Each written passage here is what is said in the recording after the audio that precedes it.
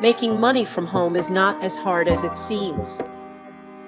The best way is through Shopify dropshipping, which is an e-commerce job requiring at least $10 a device with an internet connection and help from a YouTube tutorial on how to. Now I will be going through the outline steps.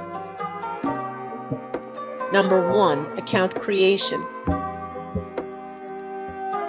Use your email, make a rememberable password, and a catchy store name.